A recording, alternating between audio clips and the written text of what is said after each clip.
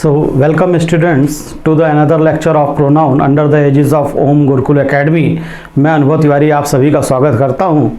तो बच्चों, पिछले टर्न पर हम लोगों ने प्रोनाउन में ऑब्जेक्टिव प्रोनाउन पढ़ा था, उसी के थोड़ा सा और उसके बारे में जानकारी करते हैं।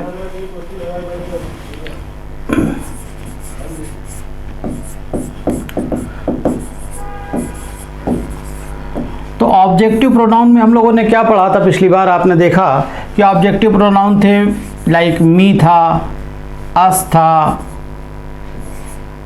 ठीक है, यू का यू ही रहता है, ठीक है, दे का देम हो जाता है, ये प्रोनाउन आपके हो जाते हैं। और हम लोगों ने पढ़ा था कि हम ऑब्जेक्टिव प्रोनाउन को कब यूज़ करते हैं, तो वर्ब या प्रेपोजिशन के बाद हम ऑब्जेक्टिव प्रोनाउन को यूज़ करते हैं। वर्ब या प्रेपोजिशन के बाद हम लोग ऑब्जेक्टिव प्रोनाउन को यूज़ करते हैं। अब एक और चीज़ इसमें कंसेप्ट समझिए, एक टर्म आता है आपका पजेसिव एडजेक्टिव।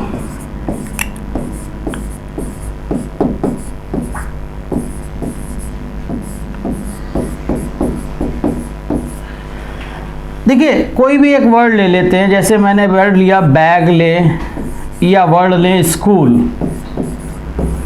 अब इसके पहले जो वर्ड्स आप प्रोनाउन यूज़ करते हैं, जो दिखते हैं प्रोनाउन जैसे, वो एक्चुअली प्रोनाउन नहीं होते, वो एडजेक्टिव होते हैं और वो पजेसिव एडजेक्टिव होते हैं। जैसे आपने कहा कि माई, स्कूल के पहले मैं वर्ड क्या यूज़ करता हूँ? My. My bag, my school, your bag, your school, our bag, our school, their bag, their school, his bag, his school. इस तरह से वर्ड्स यूज़ करते हैं। इन पे खास तौर पे है माई और योर। देखिए, अब आप देखिए पजेसिव प्रोनाउन क्या थे अपने पास, ऑब्जेक्टिव प्रोनाउन क्या थे? आपने देखा कि वो थे मी और यू। और पजेसिव एडजेक्टिव कौन कौन से अपने इसी संदर्भ में बने? माई और योर। अब देखिए, ग्रामर में एक रूल होता है, अलग से रूल होता है, उसको हम लोग समझते हैं कि वर्ब की आईएनजी फॉर्म यानी जीरंड फॉर्म के पहले हम ऑब्जेक्टिव प्रोनाउन यूज़ ना करके, हम क्या यूज़ करते हैं? पजेसिव एडजेक्टिव यूज़ करते हैं। बात समझे मेरी? कि वर्ब की आईएनजी फॉर्म के पहले हम ऑब्जेक्टिव प्रोनाउन को यूज़ ना करके क्या यूज़ करते हैं? पजेसिव एडजेक्टिव यूज़ करते हैं। अब कभी कभी सिचुएशन क्या हो जाती है हमारे पास कि हमारे पास वर्ब भी होती है या प्रेपोजिशन है कोई, और आगे जो है वो वर्ब की आईएनजी फॉर्म है। एक तरफ वर्ब है, प्रेपोजिशन है, और दूसरी तरफ वर्ब की आईएनजी फॉर्म है। अब बीच में हमें एक वर्ड चाहिए। अब वर्ब या प्रेपोजिशन के हिसाब से बात आती है कि हमें ऑब्जेक्टिव प्रोनाउन रखना चाहिए, जबकि वर्ब की आईएनजी फॉर्म हमें के हिसाब से हमें जो है वो पजेसिव एडजेक्टिव रखना चाहिए। बात समझ में आई? नहीं आई तो कोई बात नहीं, अभी एग्जाम्पल में आपको बात समझ में आएगी। मैं ये सिर्फ कहना चाहता हूँ कि जो आपने बेसिक रूल पढ़ा है कि वर्ब के बाद या प्रेपोजिशन के बाद का प्रोनाउन कैसा होना चाहिए? ऑब्जेक्टिव होना चाहिए, ठीक है। दूसरी बात क्या है? वर्ब की आईएनजी फॉर्म के पहले जो वर्ड आता है वो ऑब्जेक्टिव प्रोनाउन ना होकर के क्या होना चाहिए? पजेसिव एडजेक्टिव होना चाहिए, ठीक। अब यहाँ पर ये बात आई कि अगर ये दोनों सिचुएशन है तो क्या करें? जैसे मैंने कहा कि my wife does not like me या माई स्मोकिंग। अब देखिए सिचुएशन यहाँ पर क्या है। देखिए, my wife does not like, like यहाँ पर क्या है? वर्ब है, और आगे क्या है? स्मोकिंग ये मैंने बताया कि वर्ब की आईएनजी फॉर्म है। अगर हम इस रूल से चलते हैं कि वर्ब के बाद हमें प्रोनाउन लगाना है तो हमें लगता है कि ऑब्जेक्टिव प्रोनाउन मी लगना चाहिए, जबकि हम अगर इस रूल को देखते हैं कि वर्ब की आईएनजी फॉर्म के पहले क्या लगना चाहिए, तो हमारा रूल कहता है कि हमारा पजेसिव एडजेक्टिव माई लगना चाहिए। तो अब क्या करें ऐसे में? तो मोस्ट ऑफ द केस में ये जो वर्ब की आईएनजी फॉर्म के पहले पजेसिव है उसे आप करेक्ट मान लेते हैं मोस्ट ऑफ द केसेस में। और बेटर ये है कि आप मीनिंग पे जाएं। मेरी पत्नी को पसंद नहीं आता मैं सिगरेट पीना, या मेरी पत्नी को सब पसंद नहीं आता मेरा सिगरेट पीना। तो जाहिर सी बात है कि यहाँ पर मीनिंग कौन सा आ रहा है? मेरी पत्नी को पसंद नहीं आता मेरा सिगरेट पीना।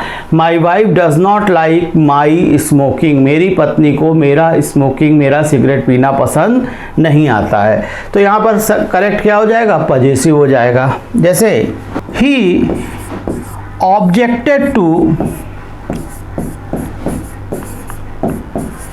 यू या योर कमिंग लेट। अब देखिए फिर वही बात है कि यहाँ पर प्रेपोजिशन है, ठीक, और आगे क्या है? वर्ब की आईएनजी फॉर्म है।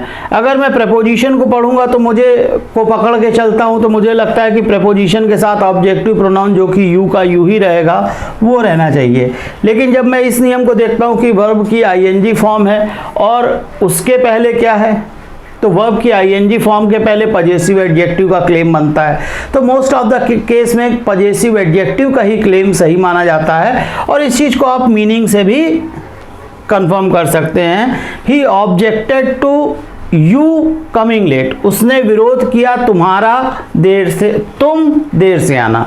यू माने तुम हुआ, तो उसने विरोध किया तुम देर से आना। जाहिर सी बात है कोई मीनिंग नहीं बना।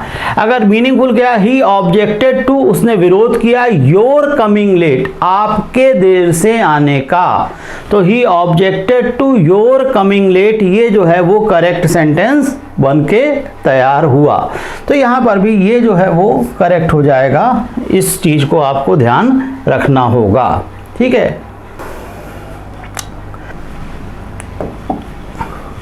तो ये बात आपने देख ली। जो मैं आपसे ये कह रहा था कि आपको मीनिंग पे जो है वो टोटली डिपेंड रहने की जरूरत है, ठीक है। मोस्ट ऑफ द केस में वर्ब की आईएनजी फॉर्म के पहले हम पजेसिव एडजेक्टिव को प्रेफर करते हैं, लेकिन कुछ ऐसे केसेस हो सकते हैं जहां पर वर्ब या प्रीपोजिशन की वजह से ऑब्जेक्टिव प्रोनाउन को भी आपको प्रेफरेंस देना पड़ सकता है, लेकिन वो बहुत रेयर हैं और सिचुएशनल डिसाइड करते हैं। अगर मोस्टली हम जाएं तो हम वर्ब और वर्ब की आगे आईएनजी फॉर्म है तो वर्ब की आईएनजी फॉर्म के पहले पजेसिव एडजेक्टिव को हम ज़्यादा प्रेफरेंस देते हैं। तो ये बात आपकी कुछ थी जो कि ऑब्जेक्टिव प्रोनाउन से जुड़ी हुई थी। अब हम लोग एक अगला लेते हैं पजेसिव प्रोनाउन। देखिए बड़ा इंटरेस्टिंग है।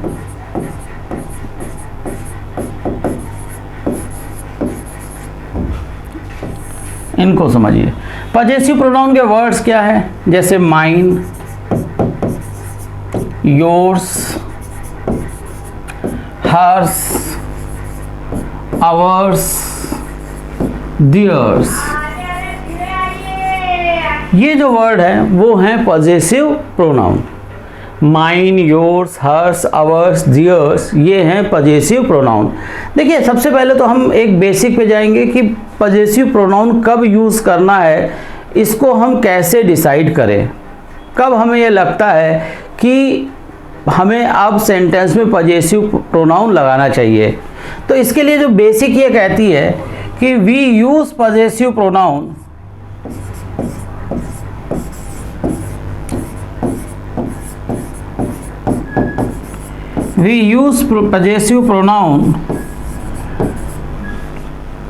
to replace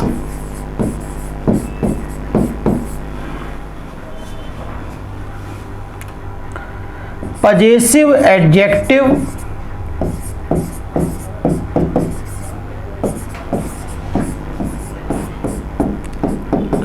and a noun provided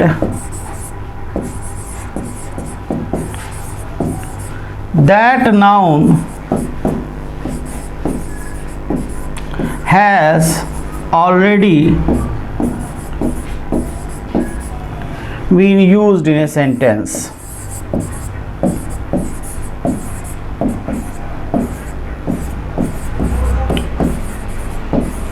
ये स्टेटमेंट है, इसको आप पॉज करके अपनी कॉपी में नोट कर लीजिए और इसको मैं आपको समझाता हूँ।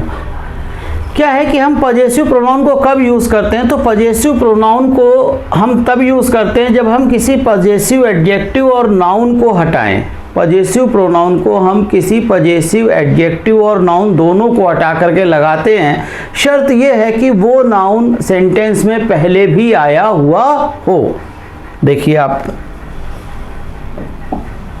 जैसे मैंने एक स्टेटमेंट लिखा, my house is bigger than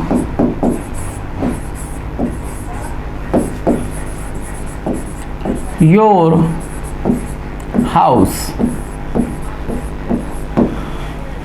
my house is bigger than your house. अब देखिए, अभी आप लोगों ने पढ़ा है कि योर क्या है? वो वर्ड जो किसी नाउन के पहले आते हैं वो क्या होते हैं? अभी आपने पढ़ा है, बताइए। पजेसिव एडजेक्टिव होते हैं। तो योर यहाँ पर क्या है? पजेसिव एडजेक्टिव है। और पजेसिव एडजेक्टिव के बाद क्या आया हुआ है? एक नाउन आया हुआ है। अब सेंटेंस जो रूल था वो क्या था कि अगर किसी सेंटेंस में पजेसिव एडजेक्टिव आया है और नाउन आया है और वो नाउन पहले यूज़ हुआ है, तो ये हाउस पहले भी यूज़ हो चुका है, तो इन दोनों वर्ड्स को हटा करके हम पजेसिव प्रोनाउन को यूज़ करते हैं। तो ये सेंटेंस अगर मैं रीराइट करना चाहूँ तो मैं क्या लिखूँगा? My house is bigger than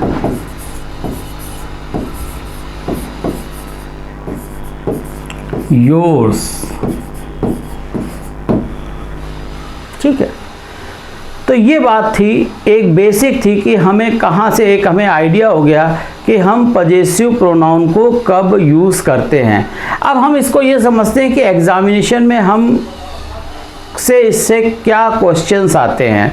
तो एग्ज़ाम क्वेश्चंस को लेकर के इससे एग्ज़ाम में क्या क्वेश्चंस हैं, क्या प्रॉब्लम्स बनती हैं, उनको हम लोग डिस्कस करते हैं। देखिए, जो पहली प्रॉब्लम बनती है वो पहली बात क्या है कि हमें कहीं ना कहीं, मैं भी जब छोटा था तो मेरे टीचर भी ऐसा कर देते थे, हो सकता है आप में से भी कुछ के साथ ऐसा हुआ हो कि हम लोग जब योर्स वर्ड लिखाना सिखाते थे तो वो एपोस्ट्रॉफी में डाल देते थे। तो सबसे पहले यही आप याद रखिएगा कि योर्स जो है ये इनकरेक्ट एक्सप्रेशन है। योर्स वन वर्ड है, YOURS, योर्स, ये करेक्ट वर्ड है। जैसे इसी एग्ज़ाम से, इसी वर्ड सेंटेंस से अगर किसी को क्वेश्चन बनाना है एग्ज़ाम में, तो ये इनकरेक्ट पजेसिव फॉर्म जो है प्रोनाउन की वो यूज़ कर देता है। जैसे माई हाउस इज़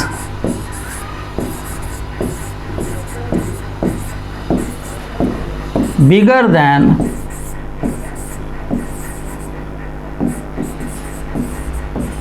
और ये लिखा होगा योर्स, इस तरह से। तब आप समझ सकते हैं कि ये जो योर्स लिखने का तरीका है वो गलत है। जब हम एपोस्ट्रॉफी एस नहीं लगाते, एपोस्ट्रॉफी एस नाउन्स में लगती है। ठीक है, प्रोनाउंस में कोई भी जो प्रोनाउन है उसको आप पजेसिव वर्ड बनाते हैं, अगर उस प्रोनाउन को पजेसिव केस में यूज़ करते हैं तो उनमें किसी में भी एपोस्ट्रॉफी नहीं लगती और योर्स में भी नहीं लगती। तो योर्स लिखने का ये तरीका गलत है, ये बात आप पहली बात समझिएगा। दूसरी बात समझिए, देखिए ये स्ट्रक्चर पॉसिबल नहीं है कि पजेसिव प्रोनाउन प्लस नाउन। अगर आपको ये स्ट्रक्चर देखता है कि किसी पजेसिव प्रोनाउन के बाद में नाउन आया है तो या तो वो नाउन हटना चाहिए, पहली बात क्या है, या तो वो नाउन हटना चाहिए या फिर उस पजेसिव प्रोनाउन की जगह पजेसिव एडजेक्टिव लगना चाहिए। जैसे ये एग्जाम क्वेश्चन देखिए, आई shall come to yours marriage. अब देखिए बच्चों, यहाँ पर अगर आप गौर करें तो आई shall come to yours marriage में मैरिज वर्ड कैसा है, ये एक नाउन है, और योर्स वर्ड कैसा है, ये एक पजेसिव प्रोनाउन है।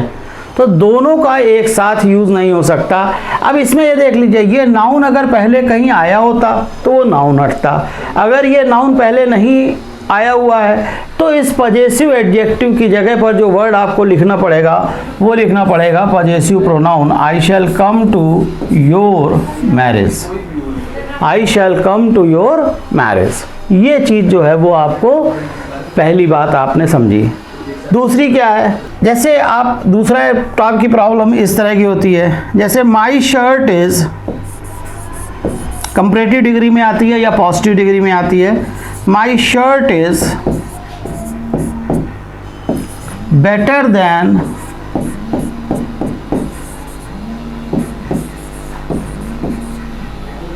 हर। अब देखिए यहां पर प्रॉपर कंपैरिजन नहीं हुआ, my shirt is better than her नहीं होगा, या तो आप बोलिए कि my shirt is better than, यहाँ पर पहला करेक्शन क्या होगा, आप प्रॉपर है। देखिए मेरी शर्ट उससे या उस लड़की से अच्छी नहीं हो सकती, या तो आप पूरी बात बोलिए कि मेरी शर्ट उस लड़की से अच्छी है, या तो क्या मतलब यही बोला जाएगा कि मेरी शर्ट उस लड़की की शर्ट से अच्छी है। तो my shirt is better than her नहीं, या तो पहला ऑप्शन है her shirt, my shirt is better than her shirt, या फिर आप इन दोनों वर्ड्स की जगह पर यहाँ पर पजेसिव, चूंकि नाउन वापिस हो रहा है तो आप क्या लिखेंगे, my shirt is better than hers, my shirt is better than hers, hers का मतलब हर शर्ट। तो ये करेक्शन है। कई बार यहाँ पर ये भी कर सकते हैं कि हर्स शर्ट, तो वो आपको पहले से पता चल गया कि अगर पजेसिव प्रोनाउन आप यूज़ कर रहे हैं तो आगे आपको नाउन को यूज़ नहीं करना है। तो ये इसकी जो है वो दूसरी अहम है क्वेश्चन। ये चीज़ कभी कभी पॉजिटिव डिग्री में हो सकती है, जैसे मैंने कहा your house is as good as me. अब देखिए ये भी कंपैरिजन है पॉजिटिव डिग्री में, जो कि इम्प्रॉपर है। आपका घर उतना ही अच्छा है जितना कि मैं से क्या मतलब है, आपको क्या कहना चाहते हैं, आपका घर उतना ही अच्छा है जितना कि मेरा। तो your house is as good as me नहीं, ये गलत है। अब या तो आप यहाँ पर पहला पूरी एक्सप्रेशन लिखे your house is as good as my house, ठीक। या इसमें दूसरी बात ये हो सकती है कि आप, जो मैंने आपको बताया कि अगर पजेसिव एडजेक्टिव लगा हुआ है और नाउन लगा हुआ है और वो नाउन पहले आया है, तो आप दोनों वर्ड को हटा करके एक वर्ड यूज़ कर सकते हैं माइन। तो your house is as good as mine, ठीक। अब इसमें दूसरी प्रॉब्लम पे चलते हैं जो आपके एग्ज़ाम में आती हैं। देखिए आपने ये है कि मेरे दोस्तों में से एक, इसकी इंग्लिश हम लोग जो, अगर आप अभी इंटर करके आए हैं या थोड़ा बहुत समय हुआ है तो आप कोई इंटर में इसकी इंग्लिश हम लोग बनाते थे, वन ऑफ माई फ्रेंड्स।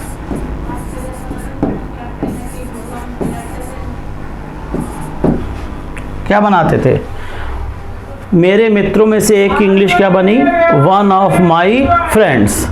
अगर मैं कहूँ कि उसके पड़ोसियों में से एक, तो ये इंग्लिश बन जाएगी वन ऑफ हर नेबर्स।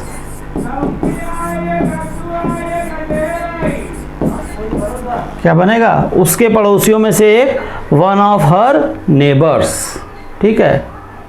जैसे आपके दोस्तों में से कुछ, आपके दोस्तों में से कुछ, तो इसकी इंग्लिश बनेगी some of your friends, some of your friends. अब यही एक्सप्रेशन को हम पजेसिव प्रोनाउन की सहायता से लिखना सीखेंगे। कुछ को आप में से कुछ को इस चीज़ का पहले से आइडिया होगा, लेकिन ज़्यादातर लड़का जो 12th करके आता है उसको इस एक्सप्रेशन का उतना आइडिया नहीं होता, इसलिए इसको ध्यान से समझिएगा। वन ऑफ माई फ्रेंड्स, इसकी जो पैरेलल सेकंड इंग्लिश है वो होगी ए friend of mine. A friend of मी नहीं होगी, या मेरे मित्रों में से एक की जो एक कॉमन इंग्लिश है वो क्या है, वन ऑफ माई फ्रेंड्स। और जो दूसरी इंग्लिश जो थोड़ी स्टैंडर्ड कह सकते हैं या नॉट वेरी कॉमन है, pertaining to a limited class of people है, वो लोग क्या बनाते हैं, वो बनाते हैं ए फ्रेंड ऑफ माइन। उसी तरह से देखिए वन ऑफ हर नेबर्स, उसके या पड़ोसियों में से एक, तो इसकी जो सेकंड पैरेलल इंग्लिश होगी ए नेबर ऑफ हर्स, क्या होगी, ए नेबर ऑफ हर्स। और तीसरा जो है सम ऑफ योर फ्रेंड्स, क्या बना, सम ऑफ योर फ्रेंड्स। इसकी अगर हम पैरेलल इंग्लिश बनाएं तो होगा some friends of yours, you नहीं, सम फ्रेंड्स ऑफ योर्स। अब इस एक्सप्रेशन में जो जहाँ पर मैंने पजेसिव यूज़ किया है, लाइक माइन लगाया है, हर्स लगाया है या योर्स लगाया है, वहाँ पर ये एग्ज़ाम के बड़े पॉपुलर क्वेश्चन बनते हैं कि उन जगहों पर आपको पेपर में जो है वो ऑब्जेक्टिव प्रोनाउन मिलेगा। देखिए कुछ एग्ज़ाम क्वेश्चन समझ में आती है बात आपको। जैसे मैंने सेंटेंस बोला ए friend of me is going to Delhi। अब इस सेंटेंस को करेक्ट करना है, तो अब आप भले आराम से कह सकते हैं कि ए फ्रेंड ऑफ मी नहीं होगा, जो करेक्ट इंग्लिश है वो क्या होती है, मेरे मित्रों में से एक। तो ए फ्रेंड ऑफ मी ये इनकरेक्ट है, ये सेंटेंस इनकरेक्ट है। करेक्ट होगा a friend of mine is going to Delhi. सही हुआ। A friend of me is going to Delhi ये इनकरेक्ट है, जो करेक्ट एक्सप्रेशन है वो क्या है, a friend of mine is going to Delhi. जैसे एक सेंटेंस दूसरा देखिए, it is a good idea of you to go shopping.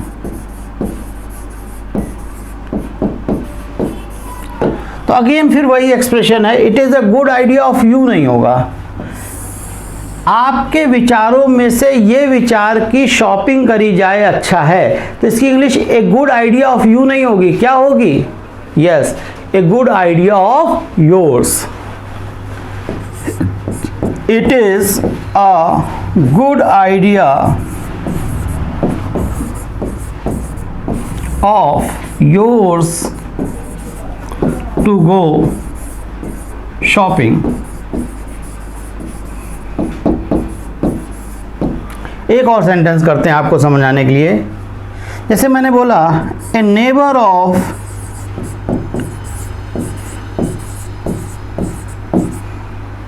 हर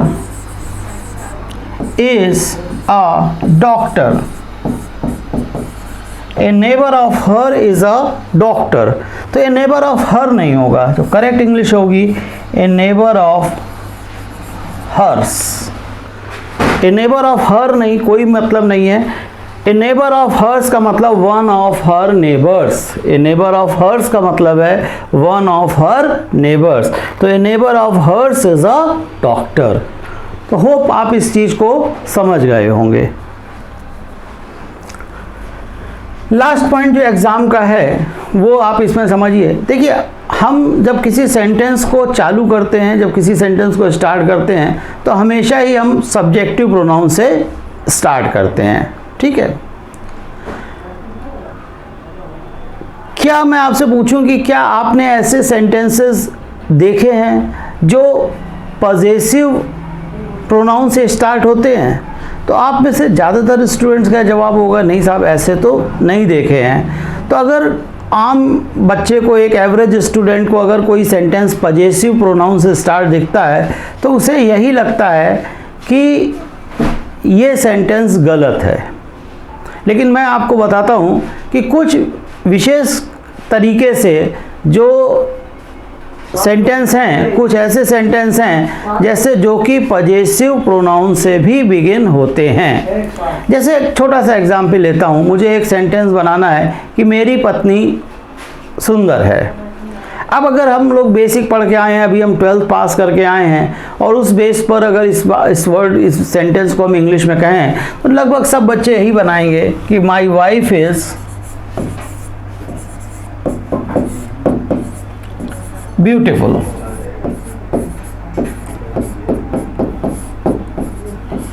क्या बनेगा? माई वाइफ इज ब्यूटीफुल, और ये करेक्ट है। देखिए, इसकी एक पैरेलल इंग्लिश में आपको बता रहा हूँ जिसको कि आपको हमेशा बियर इन माइंड करना है कि नहीं, ये भी एक करेक्ट एक्सप्रेशन है। जो अगला एक्सप्रेशन इसी सेंटेंस को बना रहा हूँ वो क्या बनेगा? आप ये तो करेक्ट है ही है और ये हमने बचपन से पढ़ा है, लेकिन आपको यू नीड टू नो कि this is also the same meaning is carried कि mine is a beautiful daughter, wife, sorry, mine is a beautiful wife. आप ये एक चीज़ माइंड में बियर कर लीजिए कि both the sentence give the same meaning. ये दोनों जो सेंटेंस हैं वो एक ही बात कहते हैं। माई वाइफ इज़ ब्यूटीफुल को आप कह सकते हैं mine is a beautiful wife. इस बात को अगर आप बियर करते हैं तो आप इसके पैरेलल में कई सेंटेंस बना सकते हैं। जैसे माई डॉटर इज़ ब्रिलियंट। अब इस रेफरेंस में सेम सेंटेंस क्या होगा? बनाइए। बनाया? क्या बना? Mine is a brilliant daughter. Mine is a brilliant daughter. तो इस तरह से भी सेंटेंस बनते हैं। एक एग्जाम में आया हुआ सवाल देखिए तो आपको और होगा कि yours are the same problems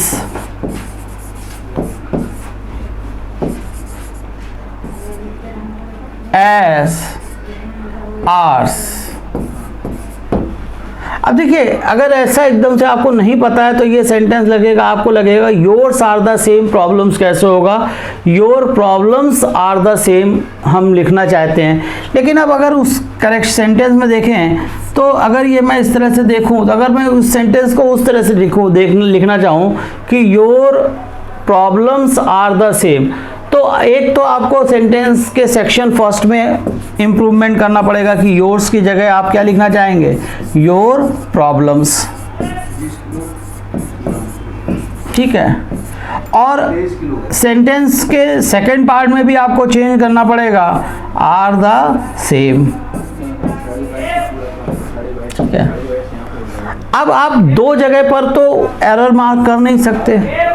अब इस सेंटेंस को इसके पैरेलल में देखिए, mine is a beautiful wife, mine is a brilliant daughter. उसी तरह से yours are the same problems, ये यही तो इंडिकेट कर रहा है और कर क्या रहा है कि your problems are the same. ये जो पॉजेसिव प्रोनाउन है अगर आगे वाले नाउन से अपने आप को प्रॉपरली लिंक कर पाता है तो there is no harm in starting a sentence with possessive pronoun. तो पॉजेसिव प्रोनाउन से सेंटेंस को स्टार्ट करने में किसी तरह की कोई नुकसान नहीं है, ये नो एरर है। Yours are the same problems as ours, आपकी वैसी ही समस्याएं हैं जैसी कि हमारी हैं। तो ये एक स्टैंडर्ड बात हुई, ये एक बात हुई जिसको कि आपको ध्यान रखना है। तो पजेसिव प्रोनाउन से जुड़ी हुई 3 बातें हैं जो मैंने आपको बताई हैं, उनको ध्यान रखिए, उन्हीं में से कोई ना कोई क्वेश्चन आ जाएगा। फर्स्ट एक बड़ी कॉमन सी, फर्स्ट जो प्रॉब्लम्स हैं वो बड़ी कॉमन सी प्रॉब्लम्स हैं, लेकिन सेकंड और थर्ड को आप एक बार फिर से पलट के देख लीजिए, उसको ध्यान से उन सेंटेंसेस को बनाइए और थोड़े सेंटेंस अपने से भी प्रैक्टिस करिए, तो आप बहुत ही कंफर्टेबल हो जाएंगे सेकंड और थर्ड टाइप की प्रॉब्लम्स में पजेसिव प्रोनाउन के हैंडल करने में। अगला देखते हैं, छोटा सा एक प्रोनाउन है लेकिन लगभग हर एग्जाम में ये प्रश्न आता है, रेसिप्रोकल प्रोनाउन।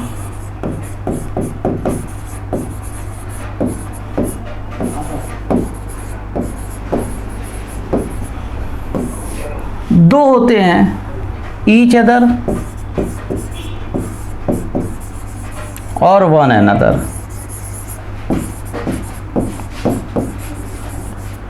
ये आप एज अ थ्योरी याद रखिए, आपको तो शायद उतनी ज़रूरत नहीं पड़ेगी, लेकिन अगर कोई कभी टीचिंग प्रोफेशन में जाना चाहता है और इंटरव्यू होता है तो अक्सर ये बात लोग पूछ लेते हैं इंटरव्यू में कि रेसिप्रोकल प्रोनाउन बताइए कौन से हैं। तो मोस्ट ऑफ द टाइम लोगों को आइडिया नहीं होता कि कौन से ऐसे वर्ड्स हैं जिनको हम एक तो ये बात है कि जब भी वर्ड आता है कि प्रोनाउन है तो हमारे वर्ड जो दिमाग में हैं वो आई, ही, शी, यू, इट, मी, यही जो वर्ड है वो दिमाग में आते हैं। एकदम से ये बात ध्यान ही नहीं आती कि इसके अलावा भी कुछ वर्ड्स हैं जो कि प्रोनाउन की तरह से बिहेव करते हैं।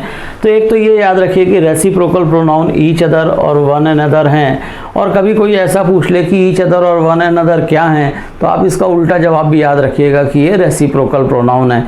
ये तो खैर एक जर्नल है, इससे एग्ज़ाम में क्या डिफरेंस है, क्या इम्पोर्टेंस है वो देख लीजिए। तो ये बड़ी सिंपल सी बात है। देखिए दोनों में कॉमन क्या है कि दोनों का मीनिंग कॉमन है आपस में।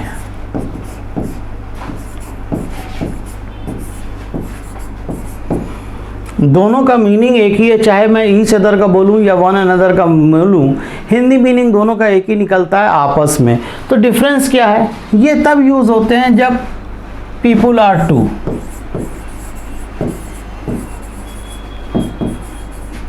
कौन सा, ईच अदर। और वन अनदर कब यूज होता है, for more than to.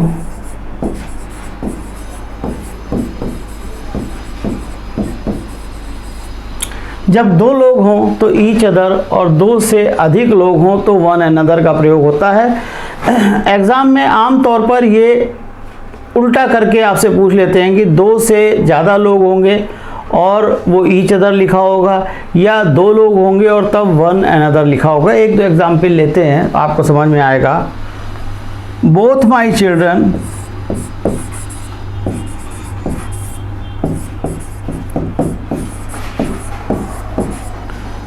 A son and a daughter always quarrel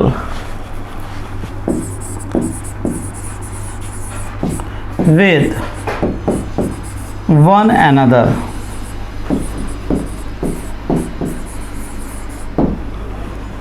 देखिए क्या एरर है, पकड़ी, समझ में आई।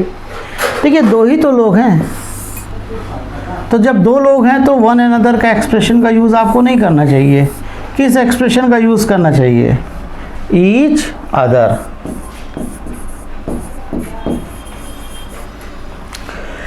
या एक और सेंटेंस देख लेते हैं, द 6 पार्टनर्स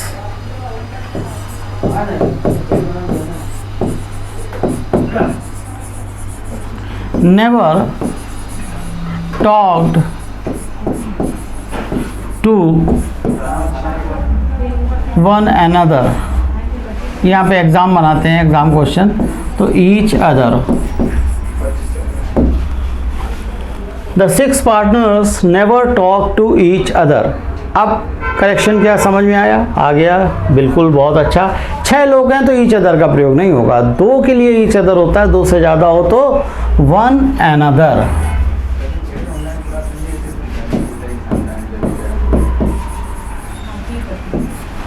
ये करेक्शन आया, ठीक है।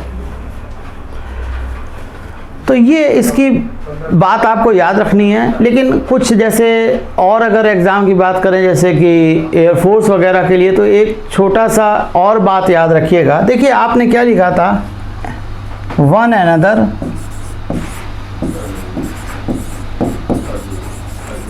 ये करेक्ट है या ईच अदर करेक्ट है।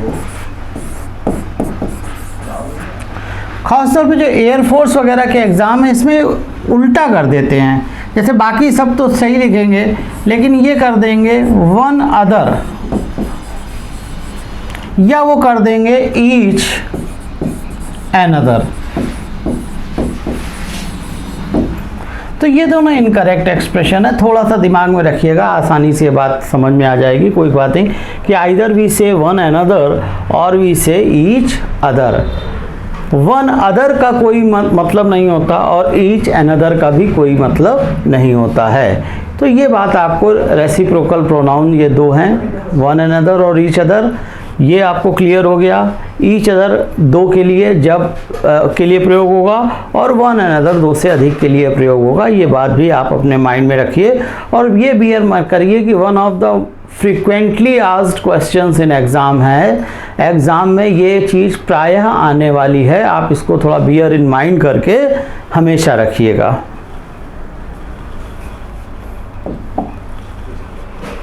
अगला देखते हैं हम लोग रिलेटिव प्रोनाउन।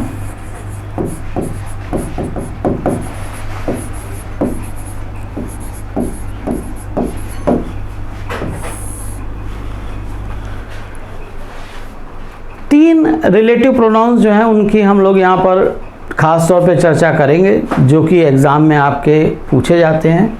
पहला है हु और हुम में डिफरेंस, ये आपको कन्फर्मली आना चाहिए, हु और हुम में डिफरेंस। देखिए बड़ा बेसिक सी बात है कि आप सेंटेंस के सब्जेक्ट और वर्ब को अलग अलग काउंट करिए। किसी सेंटेंस में कितने सब्जेक्ट हैं और कितनी वर्ब्स हैं, इनको अलग अलग काउंट करिए। अगर वर्ब का नंबर सब्जेक्ट से ज़्यादा हो, अगर वर्ब का नंबर सब्जेक्ट से ज़्यादा है तो हु करेक्ट होता है, और अगर सब्जेक्ट और वर्ब दोनों इक्वल हैं तो हुम करेक्ट होता है। ये एक बेसिक बात आप हमेशा याद रखिएगा, आपको इससे ज़्यादा कुछ नहीं जानना। जब भी हु दिया हो या हुम दिया हो तो एक तो ये बात याद रखिए कि अगर हु और हुम दिया है तो आपस में उसी में कोई ना कोई एरर होने की पॉसिबिलिटी है।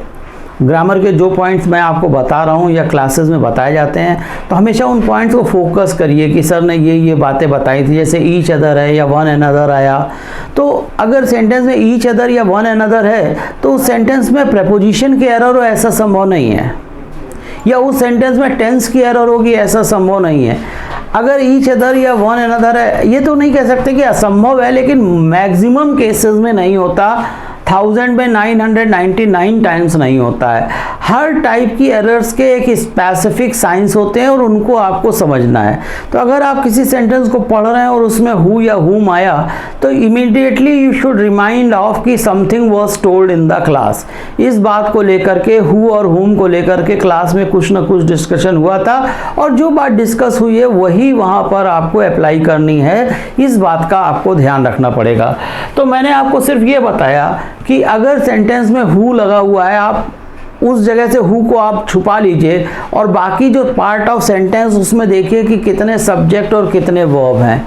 अगर एक्स्ट्रा वर्ब है तो हु का सही होगा, अगर एक्स्ट्रा वर्ब नहीं है यानी जितने सब्जेक्ट हैं उतने आपके पास वर्ब हैं तो हुम सही होगा। एक दो एग्जाम्पल देखते हैं, आपको बात समझ में आ जाएगी।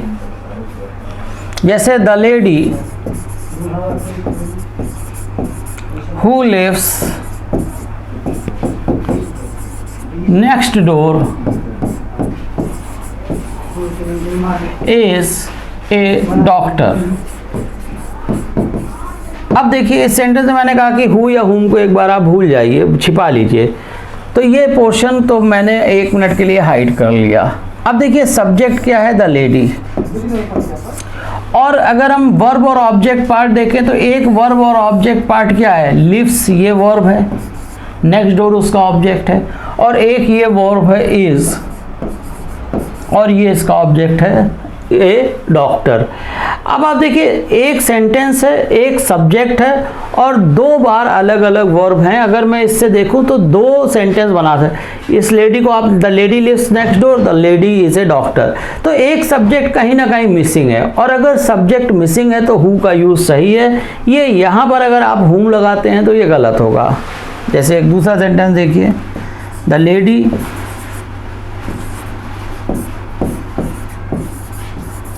whom you wanted to meet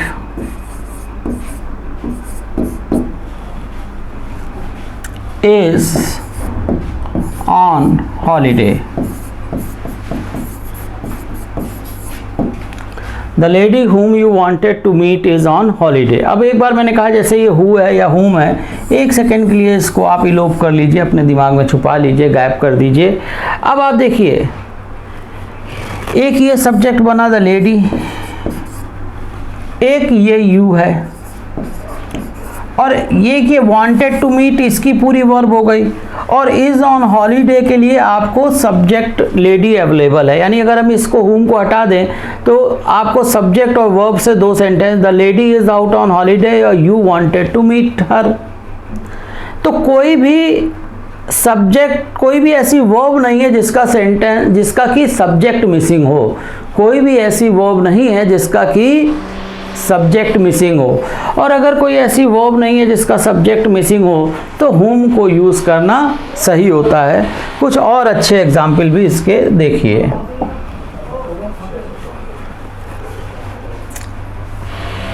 जैसे ये देखिए, देयर इज मिस्टर शानू। अब यहाँ पर मैं आपको ऑप्शन दे रहा हूँ, हु या whom क्या लगाएंगे। They say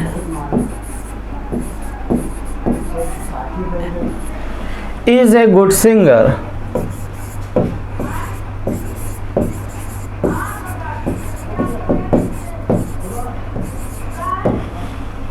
There is Mr. Shanu who or whom they say is a good singer। ठीक है, तो अब देखिए इसको, एक तो बेटा ये पूरा सेंटेंस आप चाहें तो निकाल लें, यानी देयर जो सब्जेक्ट है उसके लिए वर्ब हो गई इज, और मिस्टर शानू उसका ऑब्जेक्ट हो गया, देयर इज मिस्टर शानू। दूसरा क्या है, दे से, देखिए तो दे के लिए से वर्ब हो गई। तीसरे पार्ट पे आए, इज अ गुड सिंगर। ये एक ऐसी वर्ब है जिसके पास कोई सब्जेक्ट नहीं है। Is a good singer, is एक वर्ब है और उसका ऑब्जेक्ट है गुड सिंगर, लेकिन इस पार्ट के पास सब्जेक्ट अवेलेबल नहीं है। तो अगर सेंटेंस में कोई ऐसा वर्ब और ऑब्जेक्ट आपको दे रखा है जिसका सब्जेक्ट अवेलेबल ना हो और आपको ऑप्शन हु और whom में चुनना हो तो ऑलवेज गो फॉर who। देखिए, द गेस्ट हु और whom we were looking for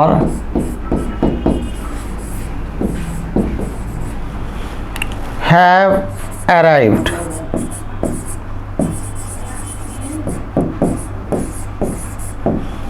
The guest who or whom we were looking for have arrived। अब देखिए इसमें मैं क्या भरूंगा, तो देखिए एक तो आपको पहले मिल गया है सब्जेक्ट गेस्ट। यहाँ पे देखिए वी सब्जेक्ट के लिए जाहिर सी बात है ये वर्ब दे रखी है, वर लुकिंग फॉर, और हैव अराइव्ड ये एक वर्ब है जो कि इस वर्ब के लिए सब्जेक्ट गेस्ट है। तो जितने वर्ब दे रखी हैं उतने सब्जेक्ट हैं, कोई भी वर्ब स्पेयर नहीं है।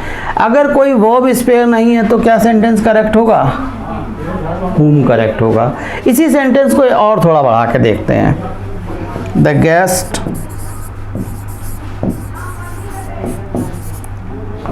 who or whom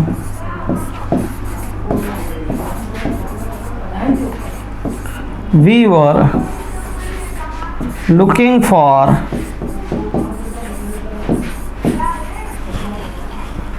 have arrived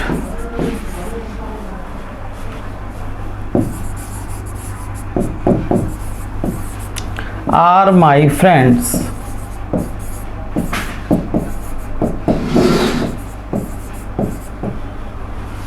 अब यहाँ पर आप देखिए, the guest whom we were looking for have arrived are my friends।